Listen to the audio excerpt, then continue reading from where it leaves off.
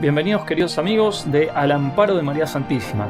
En el día de hoy tenemos un tema central en la vida espiritual de todo católico, la Santísima Eucaristía. Vamos por ello.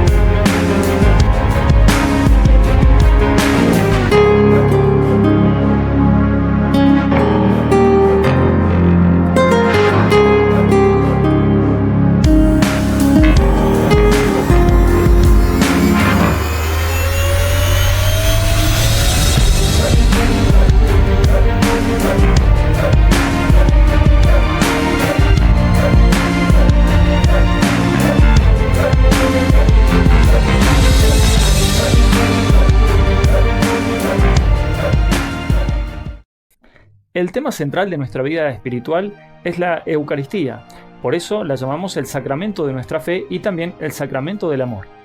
Nosotros los católicos aceptamos, siguiendo las palabras de Jesús, que durante la misa, bajo las especies de pan y vino, tras la consagración por el sacerdote, Jesucristo se hace realmente presente en cuerpo, sangre, alma y divinidad. Para los judíos, hablar del cuerpo y la sangre de alguien significaba hablar de la totalidad de la persona. Por eso, cuando Jesús instituyó este sacramento, dijo: "Este es mi cuerpo, esta es mi sangre". En otras palabras, nos está diciendo que en el pan y el vino consagrados se encuentra la plenitud de su persona. Como Jesús es Dios y hombre verdadero, entonces se halla presente el cuerpo, la sangre, el alma y la divinidad de nuestro Señor. ¿Existen prefiguraciones de este sacramento en el Antiguo Testamento? Sí. El Catecismo de la Iglesia Católica, en el numeral 1334, lo menciona. En la antigua alianza, el pan y el vino eran ofrecidos como sacrificio entre las primicias de la tierra en señal de reconocimiento al Creador. Pero reciben también una nueva significación en el contexto del Éxodo. Los panes ácimos que Israel come cada año en la Pascua conmemoran la salida apresurada y liberadora de Egipto. El recuerdo del maná del desierto sugerirá siempre a Israel que vive del pan de la palabra de Dios. Finalmente, el pan de cada día es el fruto de la tierra prometida, prenda de la fidelidad de Dios a sus promesas. El cáliz de bendición, al final del banquete pascual de los judíos, añade a la alegría festiva del vino una dimensión escatológica, la de la espera mesiánica del restablecimiento de Jerusalén. Jesús instituyó su Eucaristía dando un sentido nuevo y definitivo a la bendición del pan y del cáliz. Hablemos sobre las prefiguraciones en el Antiguo Testamento para comprender los pasajes que anticipan la Sagrada Eucaristía y así interpretar adecuadamente el Nuevo Testamento. Es crucial recordar que una prefiguración de algo real siempre tendrá una referencia tangible en el Nuevo Testamento. Por ejemplo, Isaac prefiguró a Cristo como el cordero llevado al matadero, y el hijo de Abraham fue una figura histórica, al igual que Cristo. Incluso en Génesis 22:6 se describe cómo Isaac cargó la leña para su sacrificio, un paralelo que se refleja en Cristo llevando su cruz, como se menciona en Juan 19:17. Este punto es fundamental para entender cómo una realidad en el Antiguo Testamento representa también una verdad en el Nuevo Testamento. Teniendo esto presente, examinemos algunas prefiguraciones de la Eucaristía en el Antiguo Testamento. Éxodo 16:31 dice: "La casa de Israel lo llamó maná, era como una semilla de coriandro, blanco y su sabor como una torta de miel". Este alimento prefigura la cena del Señor. El maná en el desierto es infinitamente inferior a la Santa Eucaristía, descrita en el Juan capítulo 6, en los versículos 1 al 70. Si la Santa Eucaristía no fuera el cuerpo, la sangre, el alma y la divinidad de Jesucristo, entonces eso haría la prefiguración del Antiguo Testamento, el maná milagroso, superior a la Sagrada Eucaristía, lo cual sería totalmente ilógico y antibíblico, ya que siempre la realidad del Nuevo Testamento es más grandiosa que la prefiguración del Antiguo Testamento. Otra prefiguración, Éxodo 17, 5 y 6. Respondió el Señor a Moisés: pasa delante del pueblo acompañado de algunos ancianos de Israel, lleva en tu mano el bastón con que golpeaste el Nilo y emprende la marcha. Yo estaré junto a ti sobre la roca en el Horeb. Golpearás la roca y saldrá agua para que beba el pueblo. Lo hizo así Moisés a la vista de los ancianos de Israel. El pueblo de Israel bebió agua que Moisés hizo brotar de una roca. Así nosotros bebemos la sangre de Cristo en nuestra roca. Otra prefiguración la encontramos en Génesis 14, 18 y 19. Melquisedec, rey de Salem, que era sacerdote del Dios Altísimo, ofreció pan y vino y le bendijo, diciendo: bendito sea Abraham por parte del Dios Altísimo, creador del cielo y tierra. El sacerdote del Rey Altísimo, Melquisedec, saca el pan y el vino, lo mismo que Cristo en la última cena. Esto es otra prefiguración de la Santa Cena y de la Eucaristía.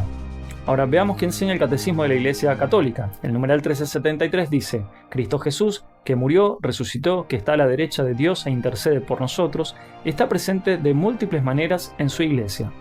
En su palabra, en la oración de su Iglesia, allí donde 2 o 3 están reunidos en mi nombre, en los pobres, los enfermos, los presos, en los sacramentos de los que Él es autor, en el sacrificio de la misa y en la persona del ministro. Pero sobre todo está presente bajo las especies eucarísticas. Y el 1374 dice: el modo de presencia de Cristo bajo las especies eucarísticas es singular, eleva la Eucaristía por encima de todos los sacramentos y hace de ella como la perfección de la vida espiritual y el fin al que tienden todos los sacramentos. En el Santísimo Sacramento de la Eucaristía están contenidos verdadera, real y sustancialmente el cuerpo y la sangre, junto con el alma y la divinidad de nuestro Señor Jesucristo, y por consiguiente, Cristo entero. Los padres de la Iglesia afirmaron con fuerza la fe de la Iglesia en la eficacia de la palabra de Cristo y de la acción del Espíritu Santo para obrar esta conversión. El numeral 1375 dice: mediante la conversión del pan y del vino en su cuerpo y sangre, Cristo se hace presente en este sacramento. Los padres de la Iglesia afirmaron con fuerza la fe de la Iglesia en la eficacia de la palabra de Cristo y de la acción del Espíritu Santo para obrar esta conversión. Así, San Juan Crisóstomo declara que no es el hombre quien hace que las cosas ofrecidas se conviertan en cuerpo y sangre de Cristo, sino Cristo mismo, que fue crucificado por nosotros.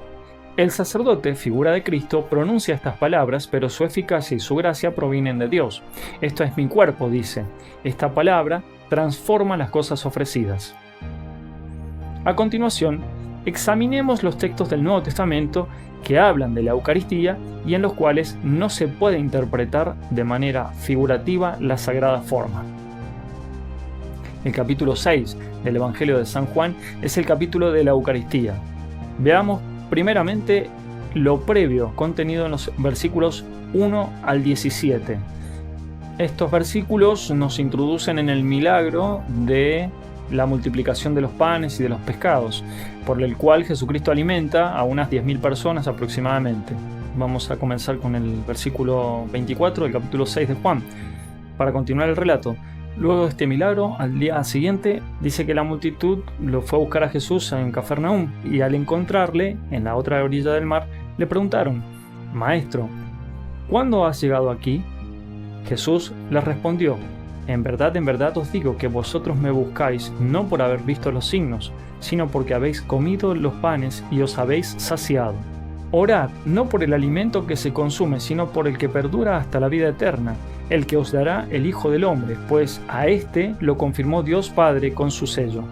Ellos le preguntaron: ¿qué debemos hacer para realizar las obras de Dios?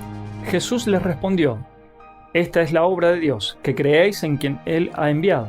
Le dijeron: ¿y qué signo haces tú para que lo veamos y te creamos? ¿Qué obras realizas tú? Nuestros padres comieron en el desierto el maná, como está escrito, les dio a comer pan del cielo. Les respondió Jesús: en verdad os digo que Moisés no os dio el pan del cielo, sino que mi Padre os da el verdadero pan del cielo, porque el pan de Dios es el que ha bajado del cielo y da la vida al mundo. Señor, danos siempre de este pan, le dijeron ellos. Jesús les respondió: yo soy el pan de vida, El que viene a mí no tendrá hambre, y el que cree en mí no tendrá nunca sed. Pero os lo he dicho, me habéis visto, y no creéis. Todo lo que me da el Padre vendrá a mí, y al que viene a mí no lo echaré fuera. Porque he bajado del cielo no para hacer mi voluntad, sino la voluntad de aquel que me ha enviado. Esta es la voluntad de aquel que me ha enviado, que no pierda nada de lo que él me ha dado, sino que lo resucite en el último día. Porque esta es la voluntad de mi Padre, que todo el que ve al Hijo y cree en él tenga vida eterna, y yo lo resucitaré en el último día. Los judíos entonces comenzaron a murmurar de él por haber dicho, yo soy el pan que ha bajado del cielo. Y decían, ¿no es este Jesús, el hijo de José? El versículo 43 continúa diciendo, respondió Jesús y les dijo, no murmuréis entre vosotros. Nadie puede venir a mí si no lo atrae el Padre que me ha enviado, y yo le resucitaré en el último día. Está escrito en los profetas, y serán todos enseñados por Dios. Todo el que ha escuchado al que viene del Padre y ha aprendido, viene a mí. No es que alguien haya visto al Padre, sino que aquel que procede de Dios, ese ha visto al Padre. En verdad os digo que el que cree tiene vida eterna. Yo soy el pan de vida. Vuestros padres comieron en el desierto el maná y murieron. Este es el pan que baja del cielo, para que si alguien lo come no muera. Yo soy el pan vivo que ha bajado del cielo. Si alguno come este pan vivirá eternamente, y el pan que yo daré es mi carne para la vida del mundo. Los judíos se pusieron a discutir entre ellos, ¿cómo puede éste darnos a comer su carne? Jesús les dijo, en verdad os digo, que si no coméis la carne del Hijo del Hombre y no bebéis su sangre, no tendréis vida en vosotros. El que come mi carne y bebe mi sangre tiene vida eterna, y yo le resucitaré en el último día. Porque mi carne es verdadera comida y mi sangre es verdadera bebida. El que come mi carne y bebe mi sangre permanece en mí y yo en él. Igual que el Padre que me envió vive y yo vivo por el Padre, así aquel que me come vivirá por mí. Este es el pan que ha bajado del cielo, no como el que comieron los padres y murieron. Quien come este pan vivirá eternamente. Estas cosas dijo en la sinagoga enseñando en Cafarnaúm. Al oír esto, muchos de sus discípulos dijeron, es dura esta enseñanza, ¿quién puede escucharla? Jesús, conociendo en su interior que sus discípulos estaban murmurando de esto, les dijo, ¿esto os escandaliza? Pues, si vierais al Hijo del Hombre subir donde estaba antes, el Espíritu es el que da vida, la carne no sirve de nada. Las palabras que os he hablado son espíritu y son vida. Sin embargo, hay algunos de vosotros que no creen. En efecto, Jesús sabía desde el principio quiénes eran los que no creían y quién era el que lo iba a entregar. Y añadía, por eso os he dicho que ninguno puede venir a mí si no se lo ha concedido el Padre. Desde ese momento, muchos discípulos se echaron atrás y ya no andaban con él. Vemos que esta gente, esta gran muchedumbre que se había beneficiado del milagro de la multiplicación del pan y los peces, al interpretar literalmente que Jesús iba a dar su carne como pan para que lo coman, se va, y Jesús, en vez de retractarse, ¿qué hace?